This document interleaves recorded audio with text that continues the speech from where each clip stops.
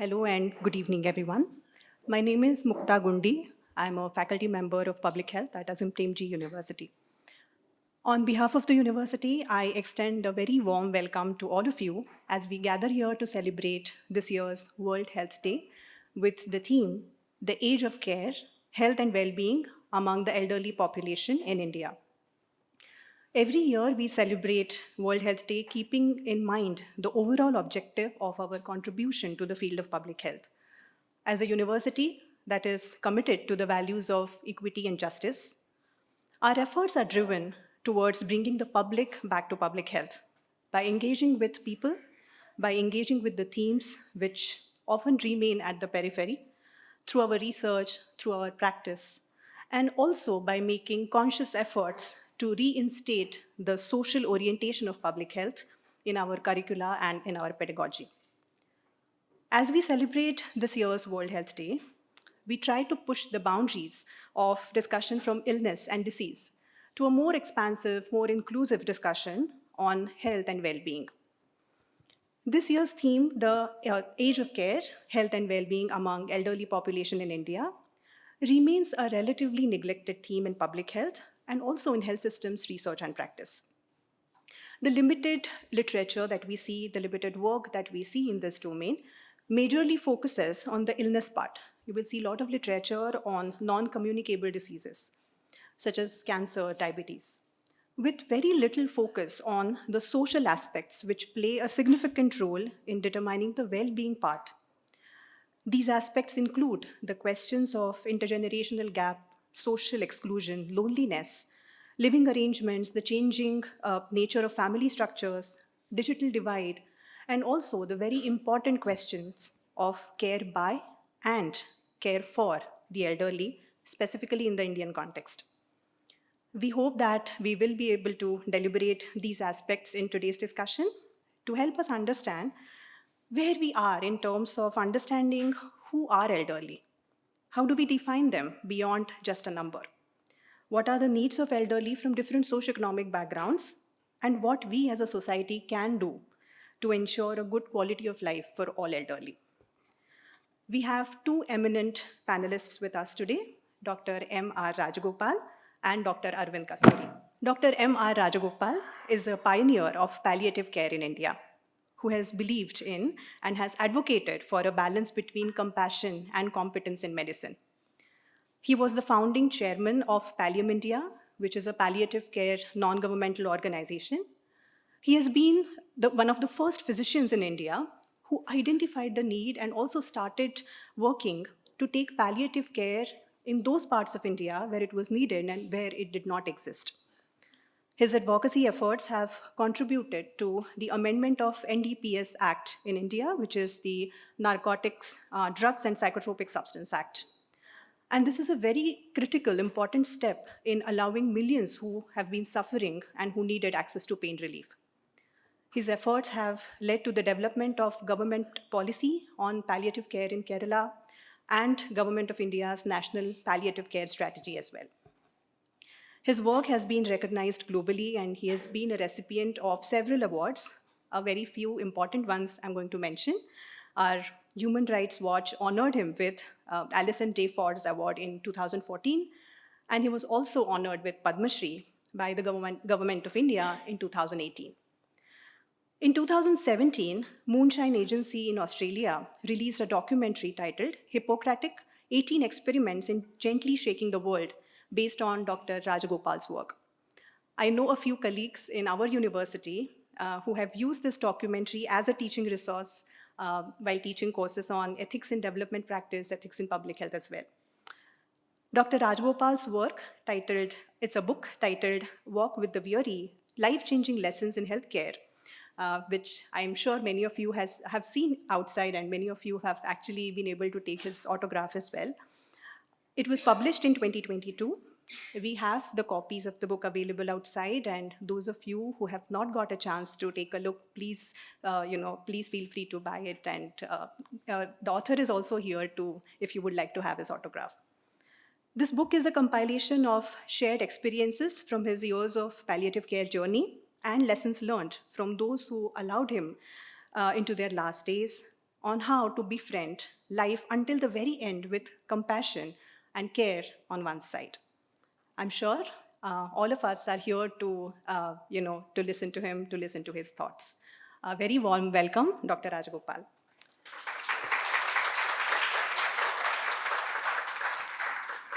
The other panelist we have today with us is Dr. Arvind Kasturi. He is a professor of community medicine at St. John's Medical College, Bangalore. He heads St. John's Geriatric Center, which is a 150-bedded, 7-story standalone facility on the St. John's campus planned to deliver care, training, research, and community engagement services to elderly and to their caregivers. I'm sure he will bring these insights from this very valuable work when he speaks with us today. Dr. Kasturi wears many hats. In addition to this commitment to practice, he has also contributed to research, training, evaluation, and implementation of programs in different parts of India. He has been actively, and if I can say artistically, engaged with charitable work, as when I was seeing his CV, he also contributes to musical performances. About 25 years ago, Dr. Kasturi developed an interest in the health of the elderly, resulting in the launch of the Senior Citizen Health Service at St. John's Medical College, which ran primary care programs for the elderly, which received formal appreciation from the government of Karnataka and from many other institutions. St. John's Medical College was also awarded the prestigious Vayosreshta Sammana Award of the Ministry of Social Justice and Empowerment by the Government of India in 2021, based on their work with the elderly. On behalf of the university, I welcome both of you, Dr. M.R. Rajagopal and Dr. Arvind Kasturi. We are indeed privileged to have you both today to share your rich insights and experiences with us. I now invite Dr. M.R. Rajagopal to share his thoughts with us. Thank you. Thank you for this opportunity. Thank you for all the excellent arrangements. I want to share some thoughts with you. Health is defined as physical, social, and mental well-being, and not only the absence of disease or infirmity. 1948, World Health Organization. We have all learned that, and we continue to say that. Is that what we give when somebody comes to the hospital? Physical, social, and mental well-being. You and I have been trained to look at the body minutely, including the individual cells. Look at the chemistry, look at the physiology, study the pharmacology, and all that. A very famous person, doctor by name Eric Cassel, said, "It is persons that suffer, not bodies." Nobody taught us to look at persons. In fact, in words and more in practice, we were told, don't allow your emotions to interfere with your work. In essence, saying, be a good mechanic for a body. Don't emotions, compassion, not permitted. True, it's difficult to survive unless there is a way of surviving even after recognizing suffering. The duty of care of a healthcare provider is officially defined by the bioethics unit of Indian Council of Medical Research. The duty of care of a healthcare provider is to mitigate suffering. First sentence, mitigate suffering. Do we know how? Even basic pain relief reaches less than 4% of the needy Indians, leave alone other aspects of well-being. It is to, the definition continues, it is to cure sometimes, relieve often, and to comfort always. And it adds, there exists no exception to this rule. There exists no exception to the rule that you and I have a duty to mitigate suffering. Not only we do not mitigate suffering, we add to suffering. Oh, by curing, by addressing diseases, certainly we mitigate suffering. But remember, only one third of diseases can be cured. Maybe another third can be controlled. Diabetes, hypertension. How many get actually controlled? If you consider the low and middle income group, well, leave alone that failure to mitigate suffering, we add to suffering at least in two contexts.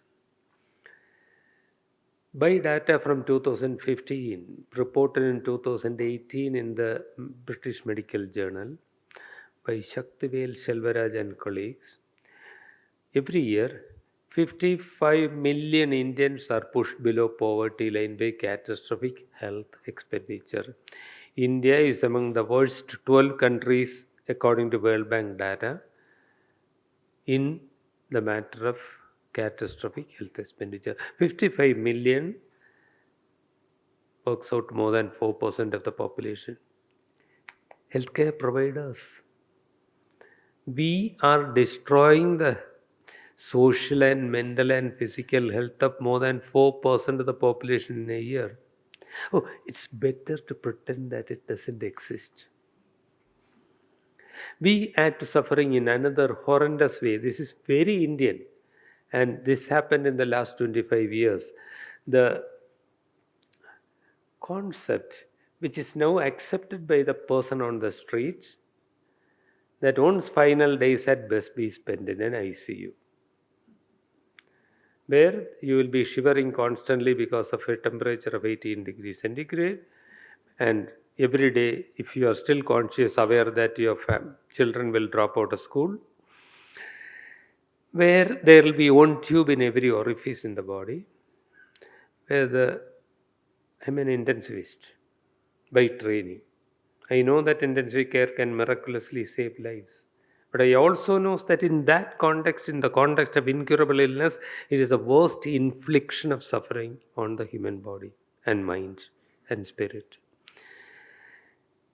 When my term comes, if I end up there and I try to pull out the tubes, my hand and feet will be tied.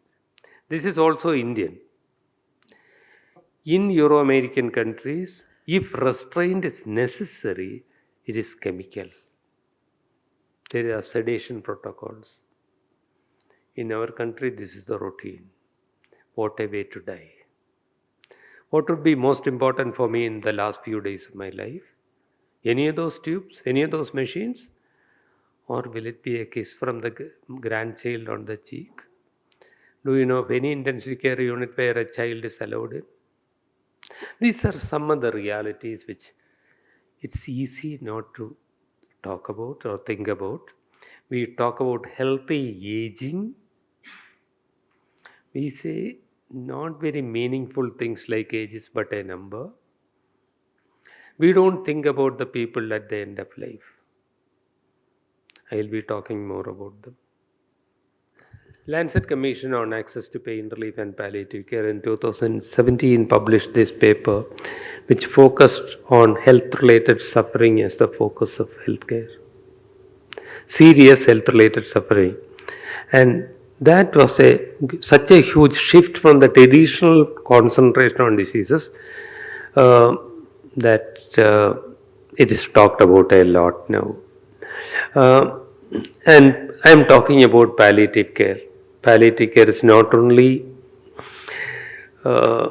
not only for the elderly, of course, not only for cancer, not only for the end of life, it's for management of all serious health-related suffering across the continuum of the disease, continuum of the illness, from the beginning of the illness, from the beginning of the suffering to the end. And this is for the patient and family. The family, the unseen martyrs who are never recognized. Imagine the life of the spouse of a person living with dementia. How many years? What kind of life? Do they get any attention? Does our patient record have a column for that caregiver's health? Maybe some do. Maybe that's necessary everywhere.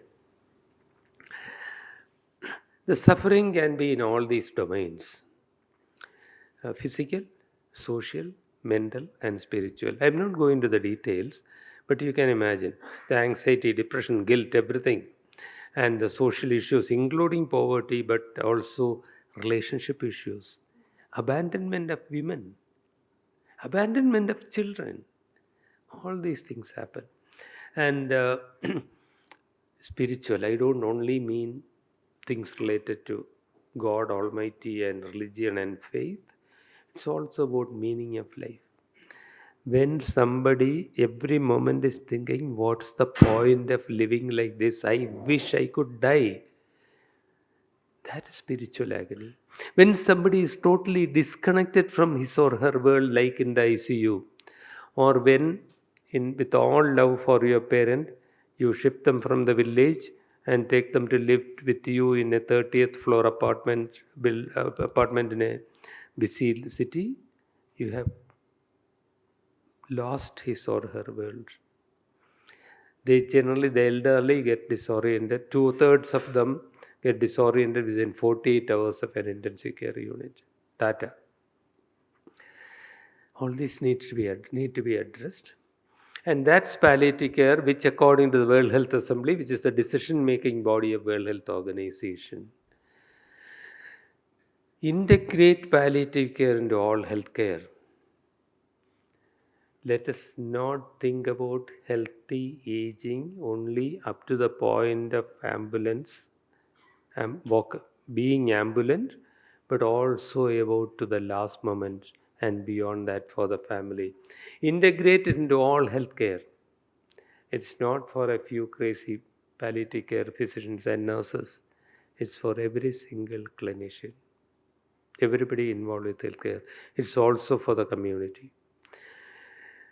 At all levels, primary, secondary, and tertiary, because if your tertiary institutions do not do it, it will not percolate down across the continuum of care from the beginning and the suffering to the end. Even in palliative care organizations, I know there are several here, very often, including we end up doing only the surface work, the symptoms which are very visible. We need enough time. If we can go there, we then find the real huge issues related to emotional, social issues, poverty, the the relationship issues between spouses and the rest of the family members, and the spiritual issues and sexuality issues which are at the deepest. That needs a little training. Is this likely to happen? It's happening. Palliative care is already in the National Health Policy of 2017. It's already in the MBBS curriculum for 2019 and in the nursing curriculum since 2022. There is an implementation gap, but it's for us to fill that. And now, if we are to do that adequately, we have to engage with the community. I know there are many public health people, and maybe me lecturing to them is a bit audacious. But I'll still remember that it is 1978, 47 years back. We all met together, including India, and decided that the people, have a duty and a right to participate individually and collectively in the planning and implementation of their healthcare. In the next 40 years, nothing at all happened globally, and they met together again at Astana and came out with this declaration, reiterating much of what Alma Ata declaration said, but clearly adding that care has to reach people where they need it.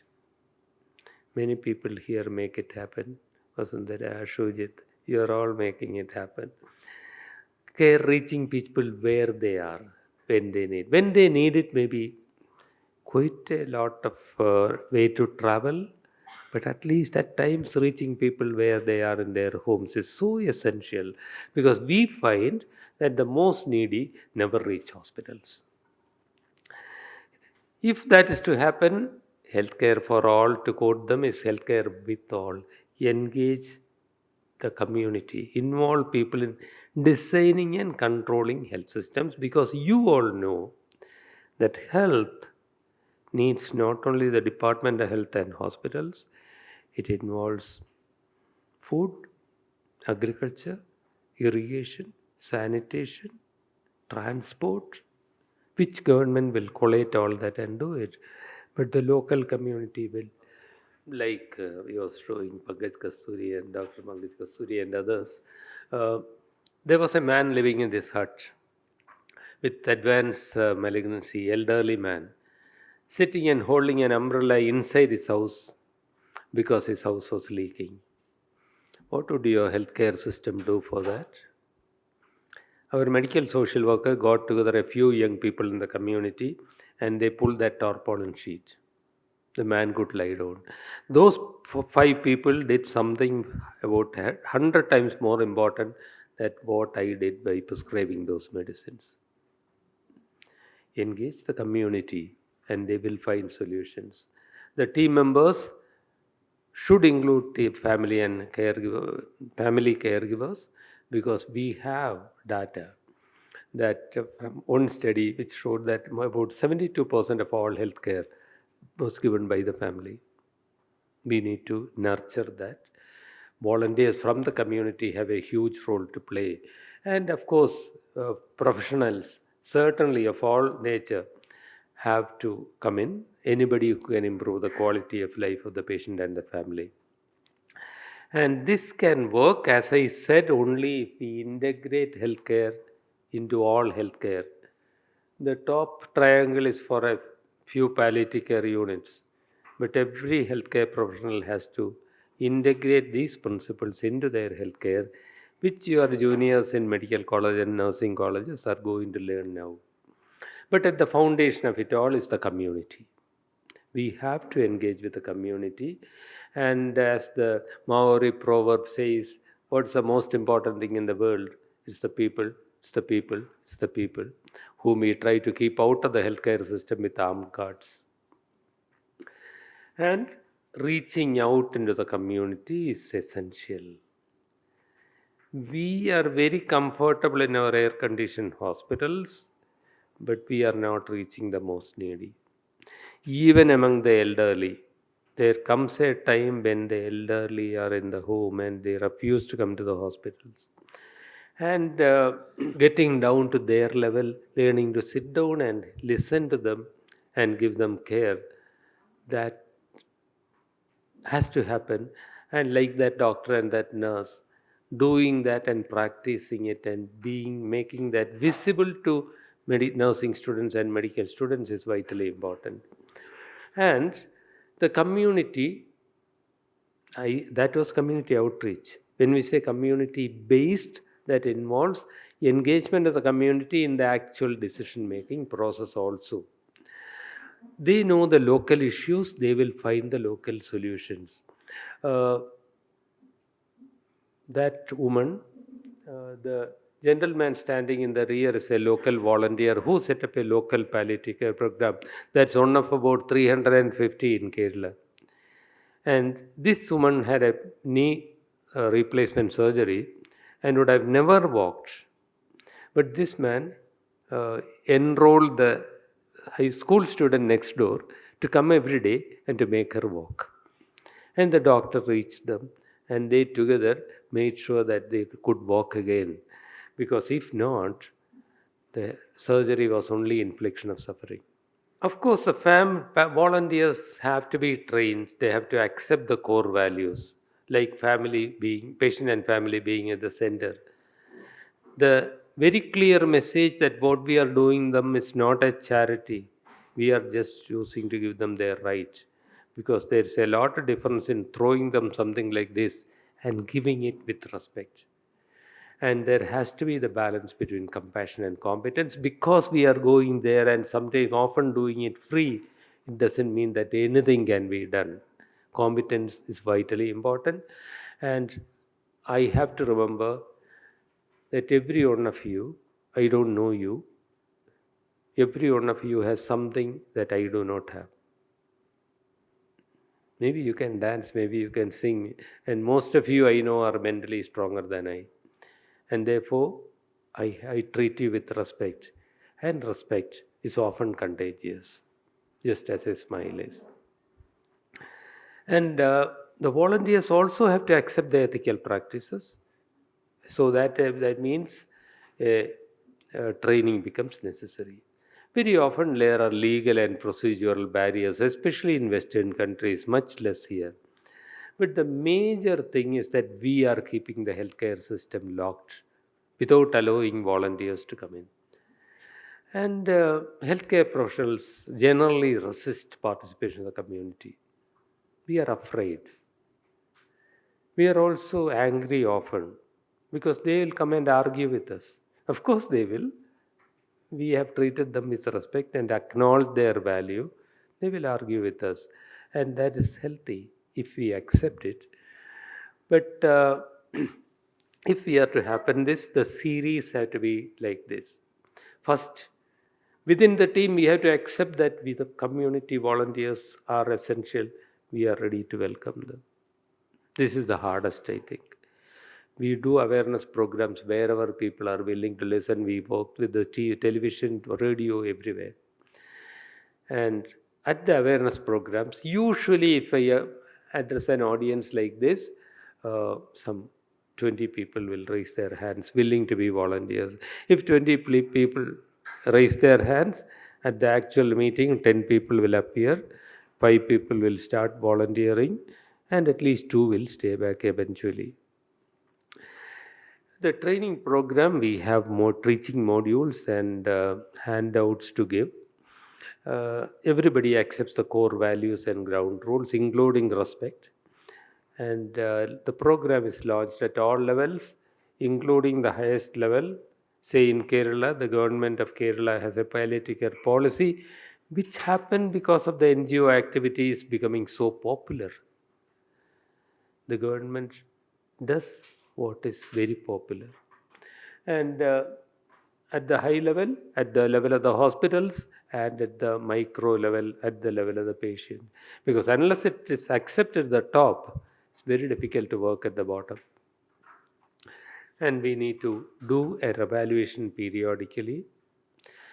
As we were in chatting outside, Vasundhara was telling me she does rural community work in healthcare. Vasundhara told me that much too often in the villages, an elderly person's death is noticed because the stench coming out of the door on the third day. It's happening now more in the cities and apartment buildings. The community is fractured, and we don't know what happens there. So the course correction has to happen where we are going wrong. As I said, the closed doors of the healthcare system is the biggest barrier, but also problems that can be expected are volunteers are also human beings. They may have personal agendas. Political and religious agenda, vested interests are much more dangerous, including fanaticism. That's why core values need to be defined. I don't inflict my values on anybody. We understand their values and respect that. Thank you very much for listening to me so patiently.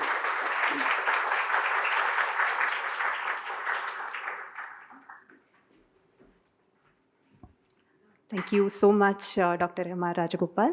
I now invite Dr. Kasturi to share his thoughts with us. Good evening, ladies and gentlemen. I'm Arvind Kasturi. I had a little more hair in that picture that you saw earlier. And I do deserve your sympathy because even in the morning, Dr. Rajagopal spoke before me, which recalls a story. Apparently, George Bernard Shaw was invited to speak at a function in Edinburgh. And he went to his train, ascended his carriage, and to his shock, he found that Winston Churchill was also seated in the same carriage. Not enough, Churchill told him that he was also going to the same function and speaking at the same program. So they went, they reached, And Churchill spoke first, beautifully, thunderous applause.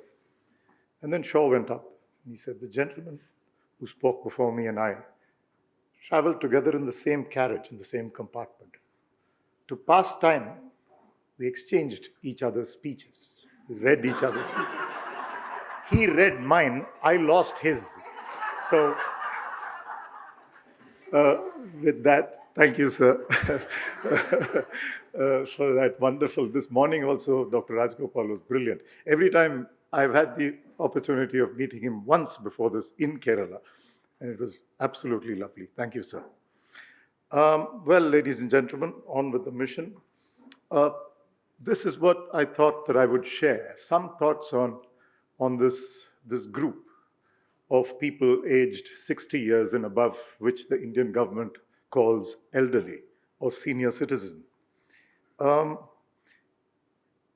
We are on the threshold of the World Health Day, April 7th. And this graphic shows you, I just put this graphic up to show you, to remind us all that in the year 2050, there is a demographic phenomenon which is poised to happen, which has never happened before, which is the population of elders will actually exceed the population aged 0 to 15.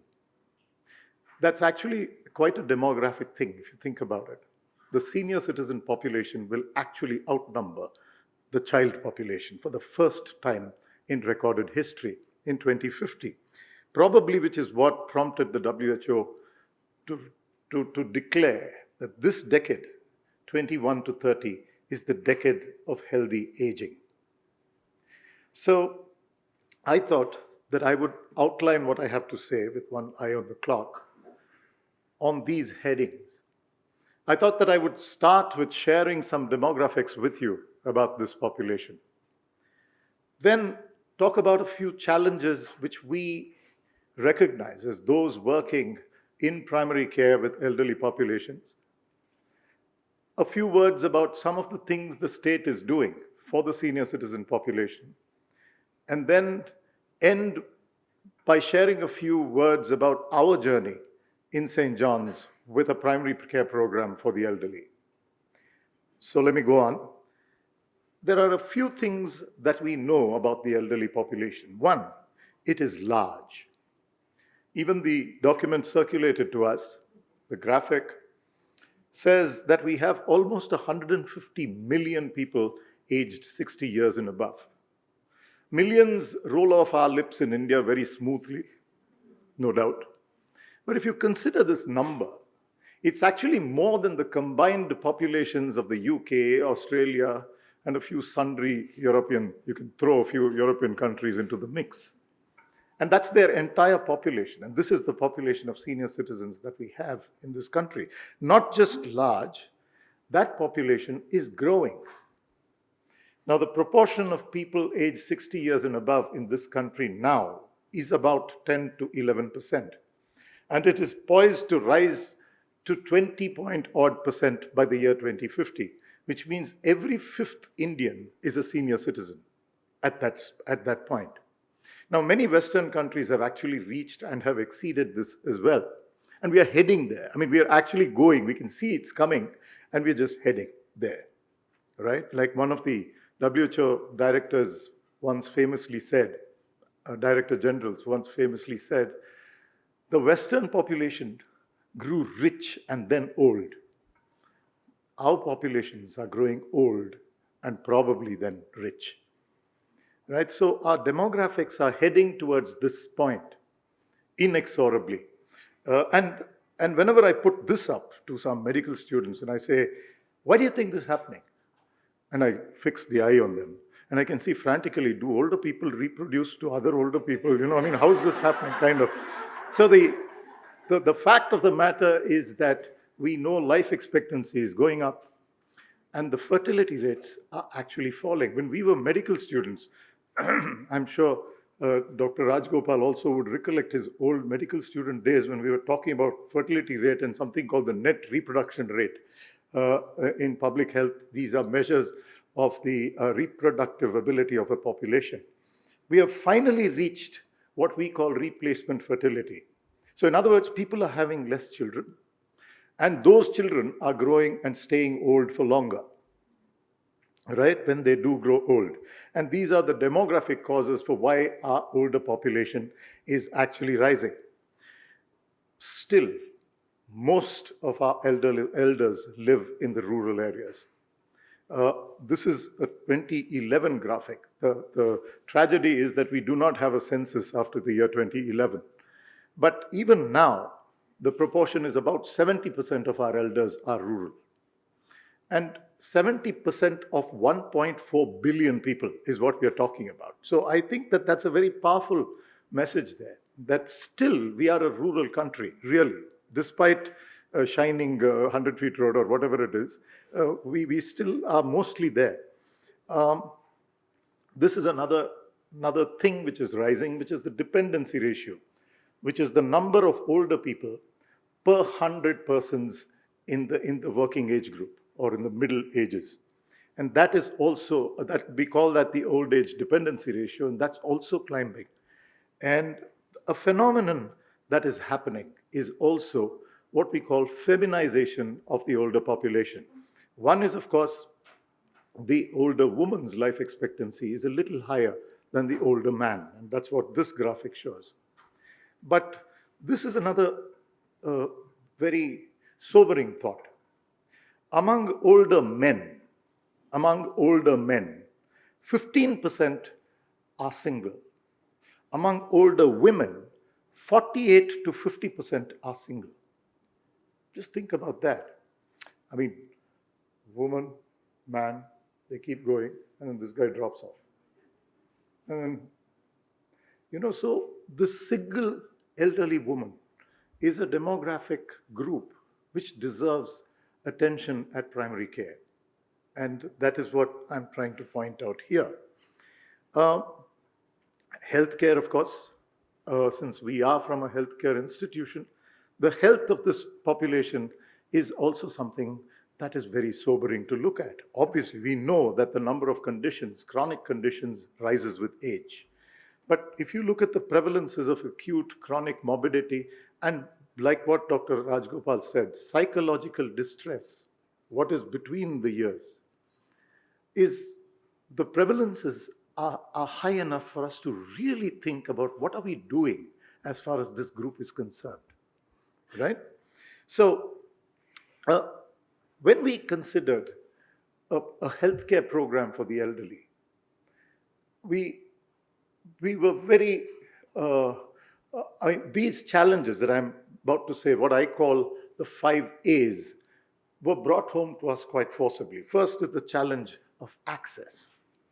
Now, how many older people have access to healthcare when they need it? Or like Sir said, where they need it, when they need it, right? It could be geographic access, which is there a healthcare facility close by enough for an older person?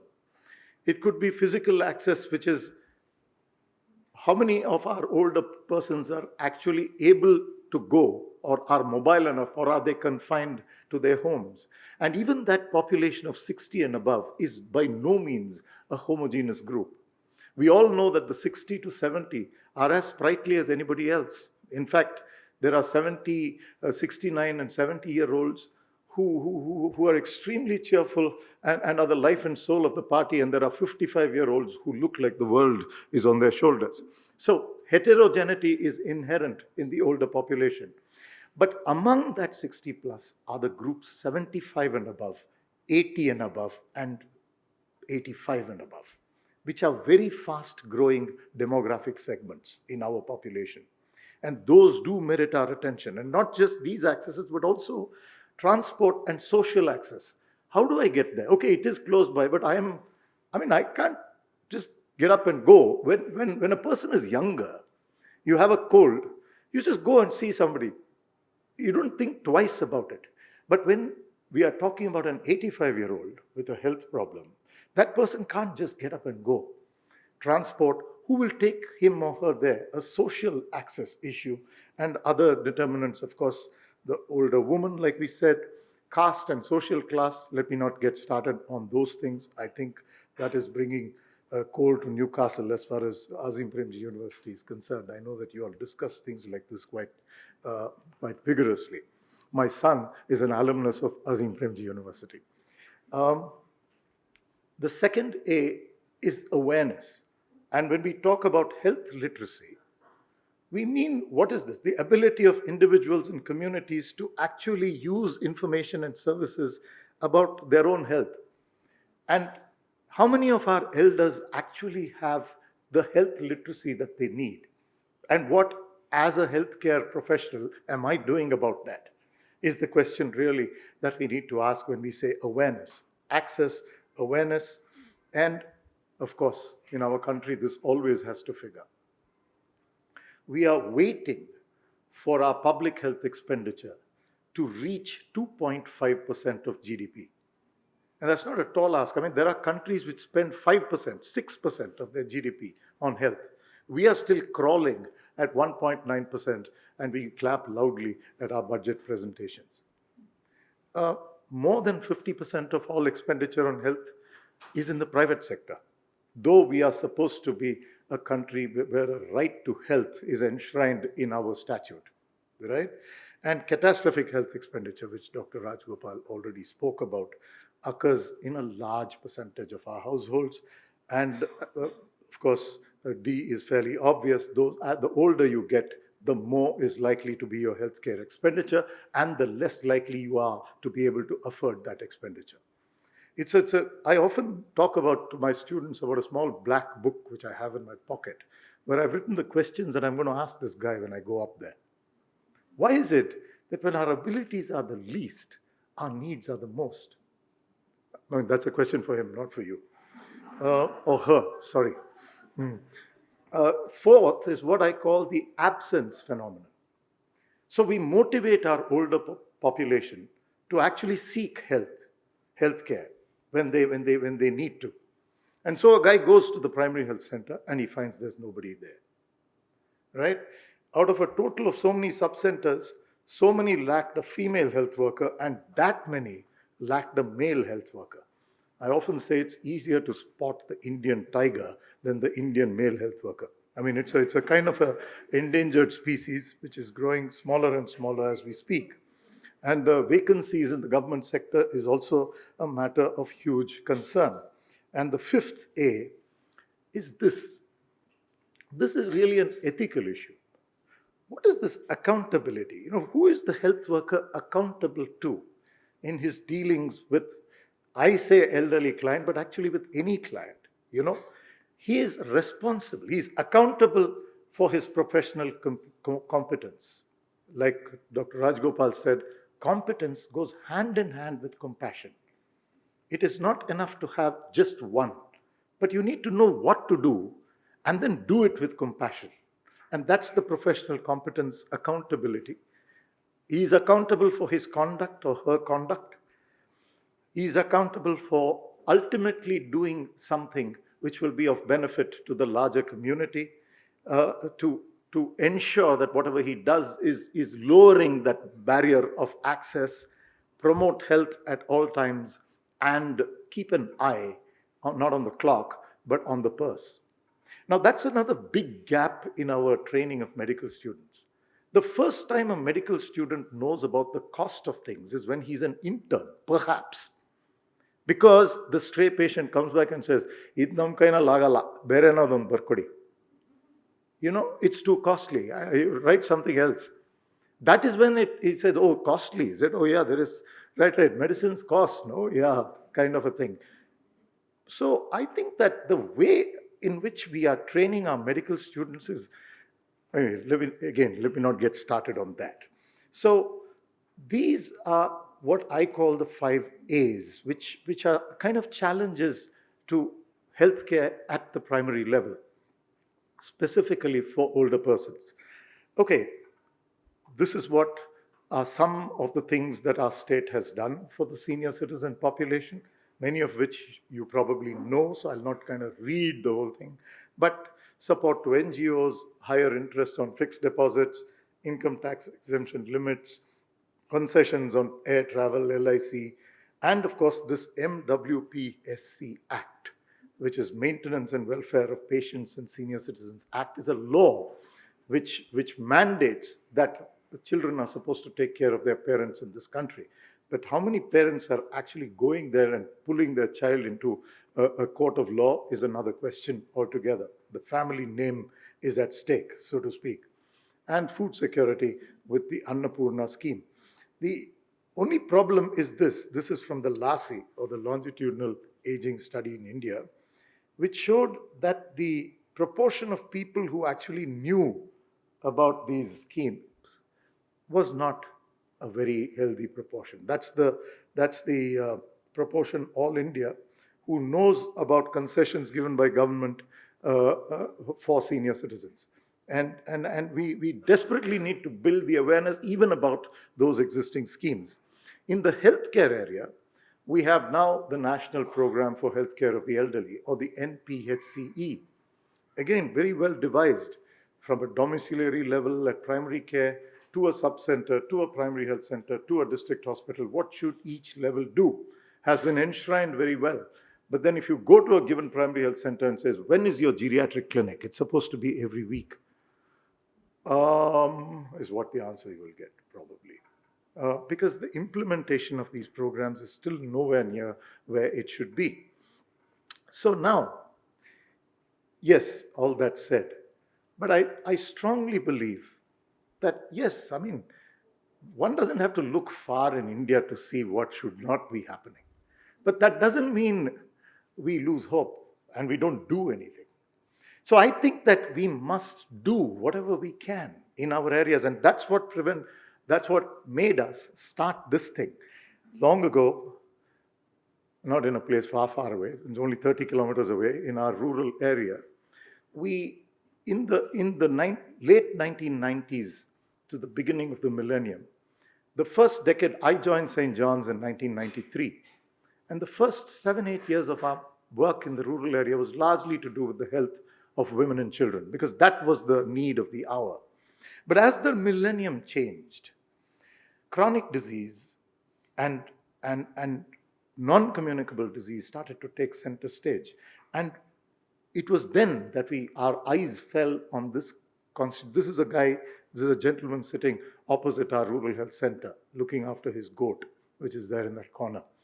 And we realized that, we called him into the center and realized that when we checked and asked him, again, BP, sugar, and didiya, do you have BP or sugar?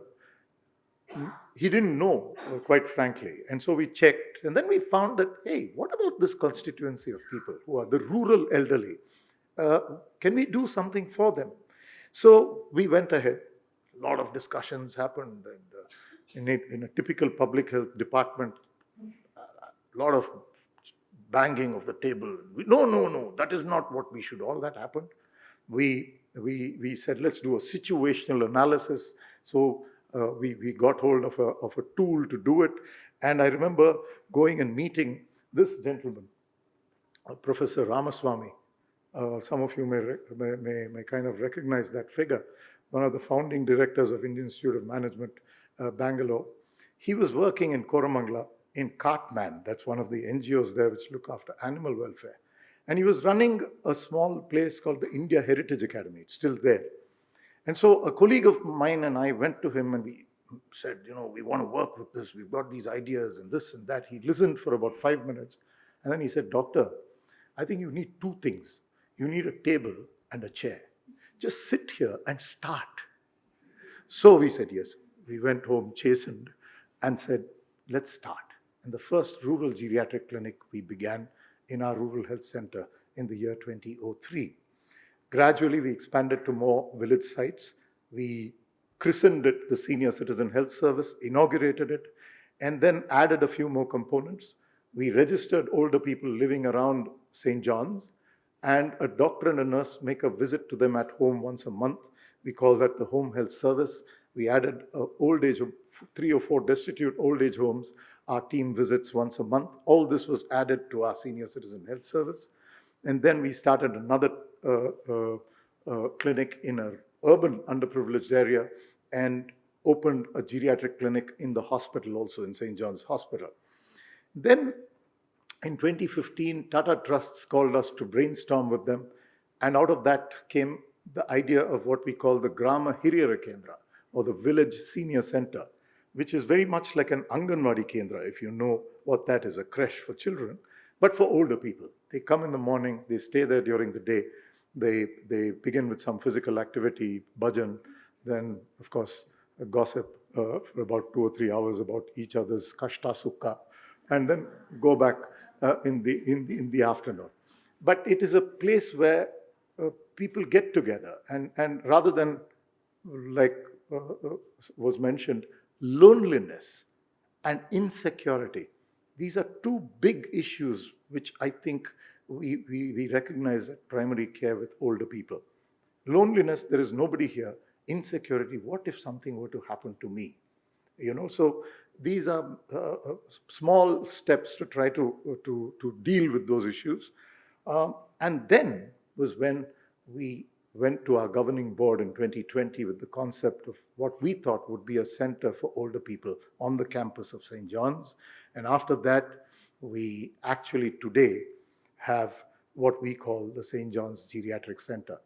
It's come up, but it hasn't started functioning yet. Hopefully, towards the end of this month, we will start seeing our first few patients, admitting them there, and seeing what best we can do for this population. And 2 floors of this center, sir, are dedicated to palliative and hospice care. So it is also serving that function along with our Department of Palliative Medicine. So it serves 4 functions. Care, of course, in those 150 beds across the center. Training of all cadres of people who look after older people. It could be home health nurses, staff nurses, anybody. Community engagement with elders and their caregivers. We recognize the caregivers are a very, very important constituency, like Dr. Rajgopal was saying. And we need to engage with them to relieve their burden and think of them and what are they doing. So it is to promote wellness, that community engagement activities, and of course, research on aging and geriatrics. So this is what I had for you. Oh, so I've exceeded by about 2 or 3 minutes, I'm sorry. Today, in summary, this is what I had to say. I guess we'll keep the rest for the questions and answers which follow. Thank you very much.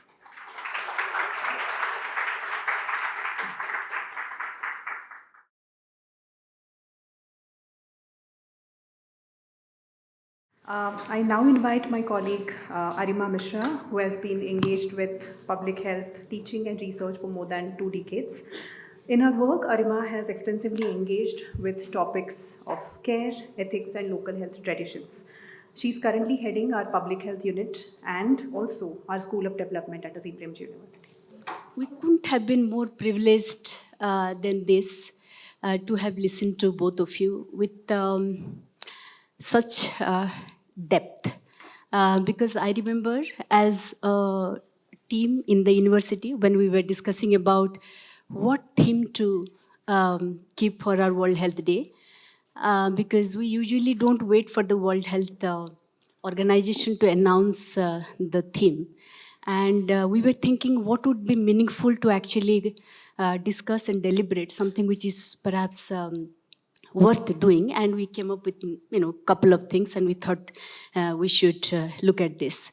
And it's interesting, while we had written the concept note, etc., and the World Health Organization actually announced the theme as perhaps healthy birthing or something, then we said, oops, they're talking about birthing, and we are actually among the elderly population now. What shall we do? We are going in a different direction. So, of course, our colleagues say, no, this we should treat it as new birthing, perhaps, would say, right? So we were convinced that this is something that needs attention.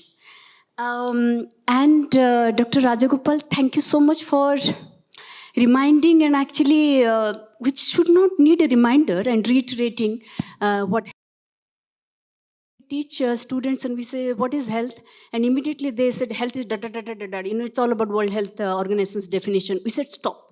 Because we don't want, because it has become almost like a definition I need to remember and talk about it without understanding what that means. So I think it's extremely important that you actually brought that concept of health not as disease and all components of well-being, though which is always hard in all our discussions. So that, thank you so much for that. Let me begin with a little bit of a provocative question to both of you. With the kind of data that you showed us in terms of the trend that we are talking about, the demographic trend and the number of people who are going to live longer, do you think that we are talking enough about this in the Indian context, both as a country, as a society? We are not, because it's easy not to do it. Nobody will question us if we don't do it. Do you think it's a... Yeah, anyway, I mean, I'll probe further, but would you like to kind of... No, I agree.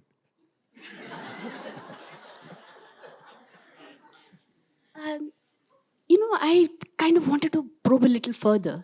We have this periodic kind of emphasis. Now it is about, MDG4, MDG5, then we get our act together around that, right? Do you think it's largely also something to do with the culture? We have other kinds of things to think about. People will age and there will be problems. People respond in some ways. Yeah, it's kind of problem of aging, you see. It's like that's how people just kind of... or is it something more? Or is it all together? And how do we address it and where do we start? Arima, this is global.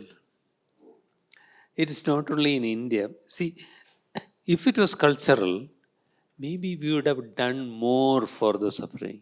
That was basically in our culture. We were a culture where collective autonomy was paramount, not just individual autonomy. We became civilized and westernized. And as we grew, especially it's in the last 3/4 of a century that health improved. From 1950, when we became the republic, the average life expectancy was 35. After 70 years, it became 70. That improvement has happened. But along with that, the focus on the person was lost.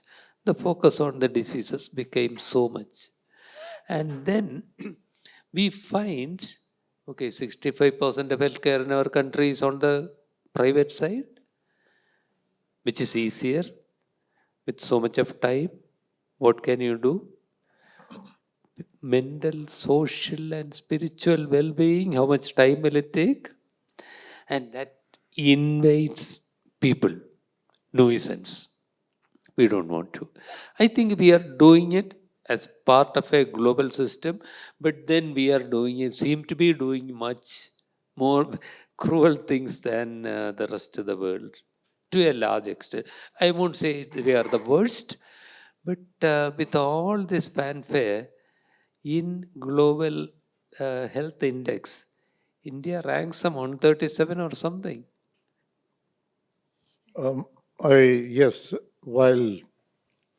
just to complement that, I think our culture is what is the better news that is happening in the population, with the demographic shifts of migration and economic migration, nuclearization, fragmentation of families is where I think the elder population is going to have the most difficulty to grapple with. But still the traditional family structure, at least in rural India, insofar as migration doesn't happen, is still the bedrock of what happens there. And therefore, what culture we have is what is actually keeping some of our better practices of looking after people when they need to, being there for people and all that happening. So I would say that urbanization, migration, family fragmentation, nuclearization, these are probably threats to the well-being of older people as we go on. And those are not the things that any health system is going to kind of even acknowledge in any way, right? Another question, and then I'll of course leave it to the kind of audience, is that, again, as a reminder, you really try to remind us about how should we look at care right? Unfortunately, in healthcare, we only talk about health as whatever the diseases, etc., but the care part just goes missing. This whole questions of the values that we are talking about, which are fundamental to us as a society, not for the elderly care, but for all kinds of populations that we talk about. How do we inculcate that values in care? Are you optimistic based on the work that you have done, um, or this is going to be hard? Because we know, we acknowledge that this is important, but at the same time, I think particularly in healthcare, that's something which is critically missing. So, yeah. If I may go first, sir. The values, how do you teach a student a value? I'm sure as educationists, all of us are grappling with that question. And they say values are sort of caught and not taught. That's Yes. the traditional thinking. But I agree with that because I think that role modeling and what you do as a healthcare provider or as a healthcare practitioner is what is going to set the trend for what other healthcare professionals do, looking at you. So it's actually up to each person. Like in the morning, at the cost of repeating this to Dr. Rajgopal, I said that I tell my students about the song from the band Police. Every breath you take, every move you make, every step you take, I'll be watching you. Is a fact. Our students are watching us. Our patients are watching us. You know, you are on watch. And what you do is going to percolate down to that generation of healthcare professionals that we train. And I think that if you ask, how do we get those values across? The simplest way, but the most difficult, I guess, is to actually exemplify what you stand for by your practice and not just by your words. So, No, totally agreed. I mean, compassion is also infectious. You demonstrate it. And there are with all the commercialization and entrance examination, even now, if 100 medical students are admitted, I'm sure at least 20% would be really compassionate people who would be looking for some opportunity to do something good. The system over 6 years deliberately tries to kill all the humanity in them, but some escape. And they need a demonstrable model. I don't know where Vasundhara is sitting. She works in the rural areas, and we were making a list of all the wonderful things that people in the rural areas do, including Sitlingi, Nandurbar, and all those places. But they are not visible. I think making them more visible to the younger professionals is vitally important. And he said role modeling. My name is Saras Ganapati. I'm 82 years old, and I think a fair amount, quite reasonably, I think, about dying.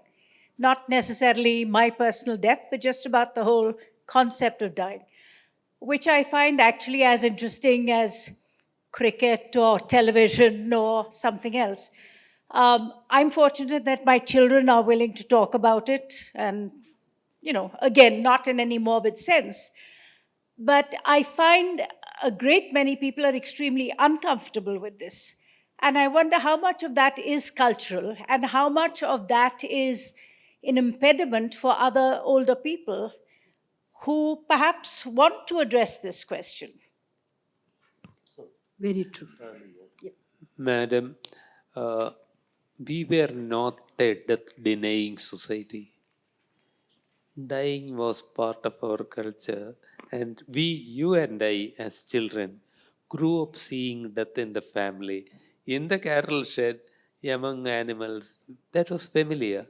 And over these 3/4 of a century, we have become a death denying society. Which children growing up in nuclear families see death? Even if by any chance there is an elder, the children are sent to the neighbors or to the cousins so that their exams are not affected and they are not traumatized by death. So there was a Lancet Commission report which was published in 2022, Lancet Commission report on the value of death. One major ask there is create death literacy. Thank you for bringing it up. How many people would hear? Please raise your hands. Those who are able to think about your own death. Majority or minority? Certainly, at least 50% of people seem to be able to think about it. This is rather unusual. Usually, it's only about a third of people. This needs to be discussed. I'm glad you brought this up. In 2023, the Supreme Court of India came out with a judgment which validates withdrawal of artificial life support. If some doctor says, no, it's not possible to withdraw artificial life support, it's illegal, they don't even know what the present legal position is. And we all, what a paradox, Dr. Arvind and Dr. Arima. If we are to escape from our fellow professionals and die with some peace, I have to create a legally valid document and have my family always hanging it out. And like some people have started doing now, tattoo DNR on the chest. What a paradox. We have to protect ourselves from our professionals like that. And I have made my living will. Maybe at some point you will discuss more about it. I think we need to arm ourselves with that document, advanced medical directives or living will. And once you create it, get it countersigned by a gazetted officer. It's a legally valid document. But the most important part is not preparing the document. The most important part is in talking to your next of kin, to your children about it. They won't listen. You have to make them sit down and listen, because this is the most important thing, a decision in the future for you and I. Right. Yes, Sukanya. So I'm Sukanya. My question is, we are talking about the role of the family, the role of the children, 2007 Act, wherein the children's responsibility is to care for their parents. But what is the role of the state? What is the health governance here? Are we thinking of some kind of financing of the models, like we spoke about community engagement, no? How exactly we are going about the advocacy of this health governance and health financing, so that we ensure healthy aging, particularly in the context of migration and urbanization that is rapidly happening everywhere across India. Dr. You might take it up. Yeah, well, health financing, absolutely right. I mean, whenever we visit another country, especially in the West, and we look at their, so the guy who's invited me there knows that we are doing a primary care program with older people. And so they promptly show us their systems of how they are doing things. And I find invariably that the state takes a lot of responsibility on providing what is required for their populations in quite a large number of examples, in terms of a social work support, in terms of a home nurse support, in terms of whatever, psychosocial support, moving that person to an appropriate level of care when it is required. And then I come back here, or rather, even there I tell them, I'm sorry, but you don't understand. This doesn't happen from where I come from. And then that's the truth. Here, though health is a state responsibility, quote unquote, and theoretically, we have a beautiful framework of healthcare centers at every level. No? You and I also, I live in Indranagar, which means that I have an urban primary health center, which under whose jurisdiction I am. And if I have a problem at primary care, I must go there. And that guy should take care of it. All this is supposed to be there on paper. But unfortunately, we know the truth, which is that 65+% of expenditure happens in the private sector. simply because the government sector is perceived as being of poor quality and very, very inconvenient and uncertain. These are all adjectives which describe government-centered healthcare when submitted to qualitative inquiry. So therefore, financing of healthcare for the older population as they go on is largely out of pocket. I mean, that's what is happening now. That's the unfortunate state of things. Now we are hearing about, of course, Ayushman Bharat, the 70 plus receiving a 5 lakh insurance cover, empaneled hospitals. But Ayushman Bharat, again, I mean, okay, one of the positions I won't say was unfortunate enough to occupy was the medical superintendent of St. John's Hospital. And that is when you realize from the receiving end, the hospital end, what these government schemes actually are.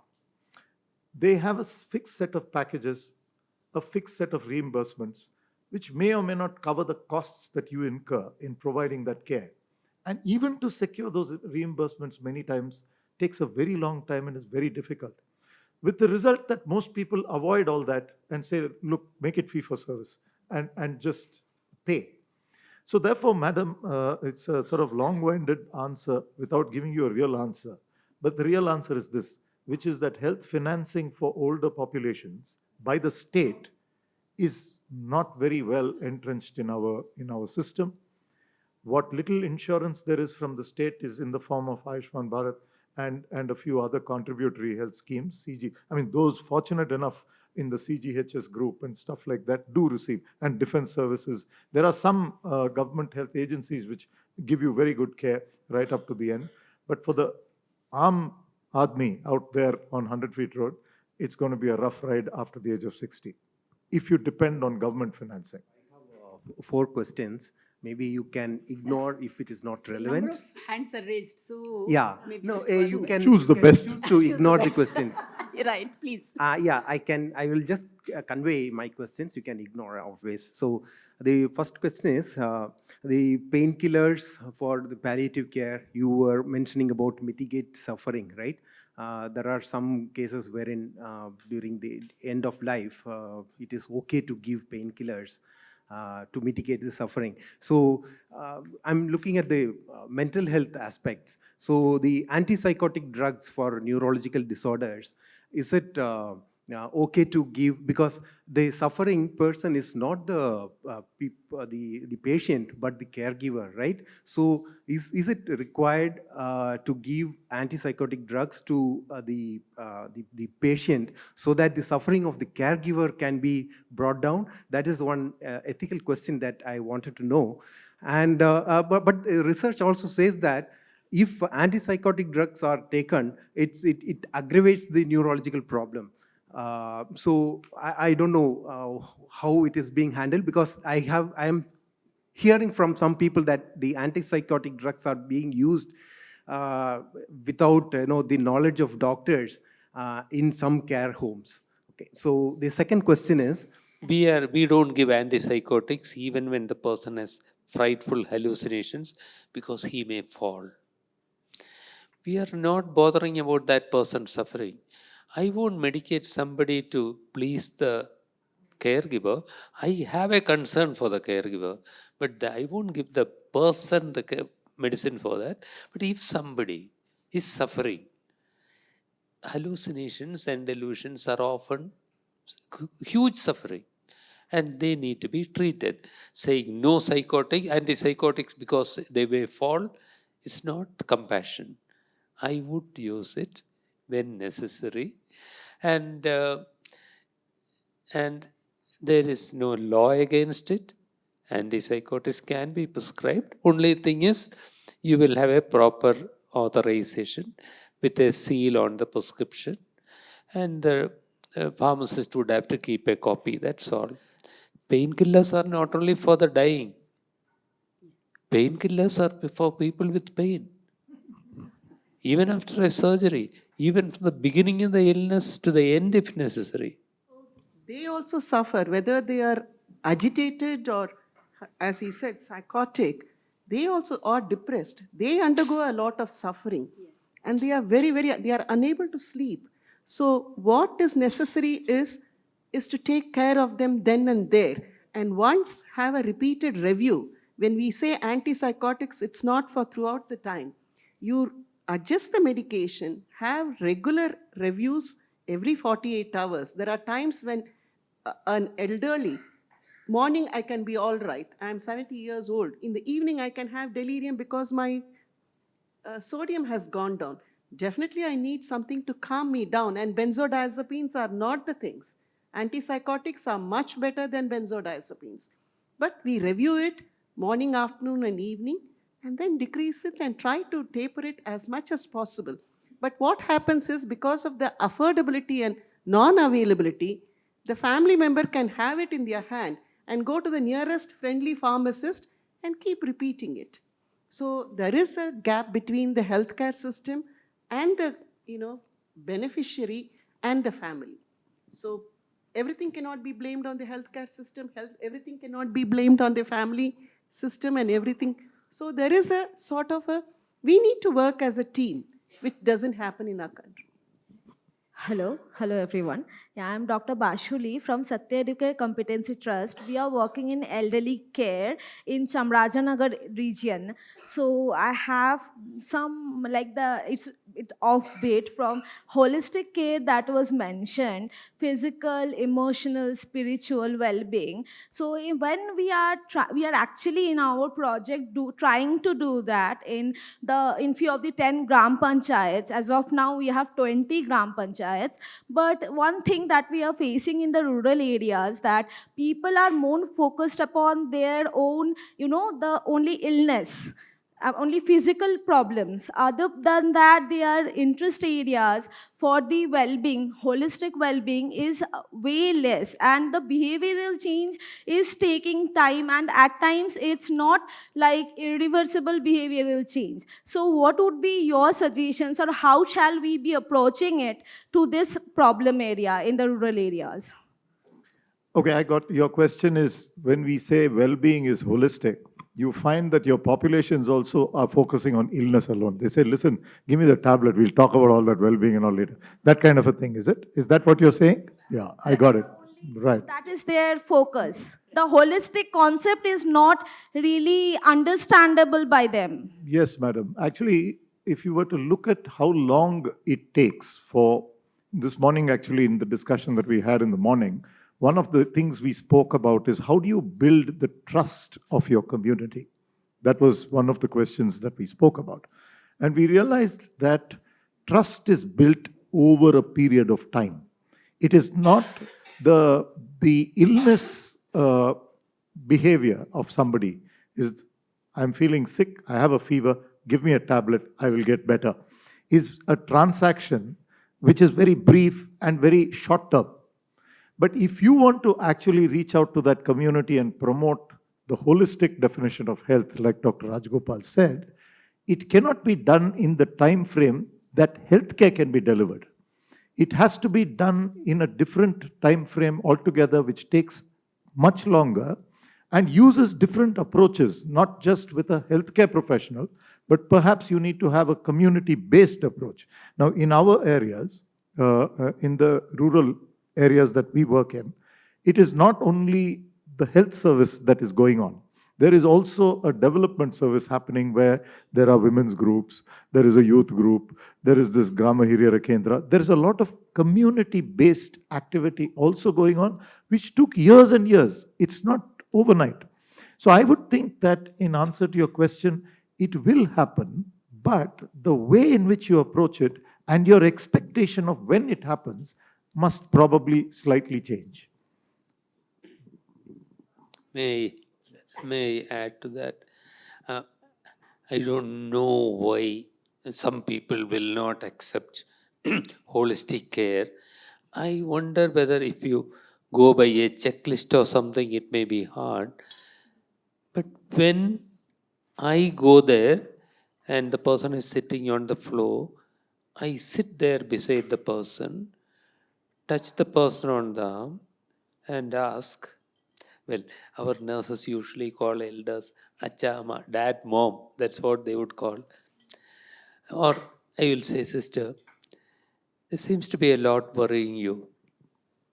You want to tell me about it? With that compassion in your voice and your eyes and your touch, very often they break down and cry, and then comes the real story. They also expect us to be healthcare being translated to illness care. That's what they will complain of. But I think it's not all that hard, but it takes time. It's easy to escape by just looking at the temperature, blood pressure, and blood sugar and walk away. Right. Yeah. Yeah. My mother is more than 90 years old. What we have found out is the doctor is telling us at what periodicity we should check her, the ECG and do the sugar test and all those things. But what is the right time, or what is the time when we should do a proper evaluation of her emerging dementia? Because we are quite confused about it. Some days she remembers everything, and some days she completely forgets everything. And we also, as you have said, Dr. Rajgopal, that we try to convince her, and only with her acceptance we take her to the doctor whenever she says that and she is not convinced that she has got any dementia at all. So that is another thing, So we are not taken yet to the doctor, but we just want to hear from both of you, what is the right time we should do a proper evaluation of dementia? Dr. Srikala is right here. She is definitely more authorized to answer this question. However, we do have a way of assessing a person's cognitive abilities. We don't depend entirely upon the patient's reporting of a symptom of dementia, but there is an objective way in which we can assess whether a person's cognitive function is declining or has declined. So I would think that in her case, you need to subject her to that assessment, a full assessment of her cognitive function.